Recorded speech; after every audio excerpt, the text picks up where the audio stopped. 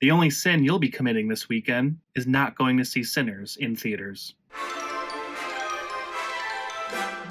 Good morning, ladies and gentlemen, or depending on what time you're watching this, good afternoon, good evening, or good night. I just got out of an IMAX screening of Sinners, the newest feature film by writer-director Ryan Coogler. Starring the Leo DiCaprio to his Martin Scorsese, Michael B. Jordan. Now, the first thing that I really liked about this movie is the pacing and the tone. So this movie is basically a hybrid gangster/horror movie. Now, I would say the first half of this movie is more gangster style, where we're introduced to our characters, and this does give us a nice payoff when we get to the horror moments in the second half of the film. There's a really interesting story going on with this whole history of the blues in 1930s and segregation and everything going down in the South. This is set in Mississippi. Now, I'm not too familiar with music history or the history of the blues, but I definitely feel like Ryan Coogler did a great job of inputting a lot of history into the movie, especially musical history. Now, when the movie does eventually become horror, it is essentially set in this one location, and it becomes this battle against these creatures where they can't let them in, they have to fend for their lives.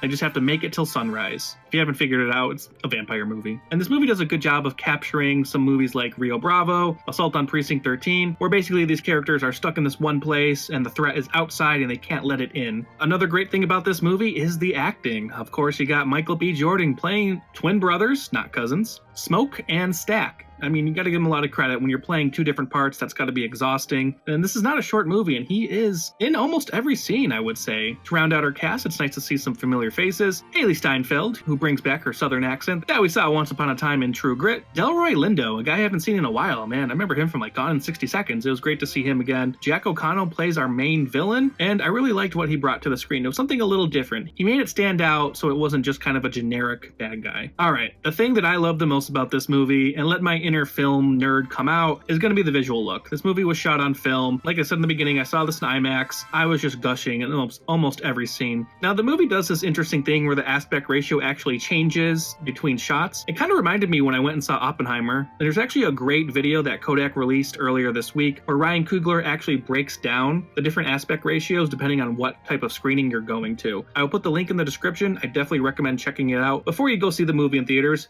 because you're going to go see it in theaters. I believe in you. Yes, this movie is absolutely gorgeous. It's a visual aesthetic that fortunately we just don't see that much anymore, especially on these bigger budgeted studio films. So I'm glad that the art of that is still alive in some capacity. But that is my take on Sinners. It's ultimately a visual spectacle, an interesting story. Go see this movie in theaters. See it on the biggest screen possible.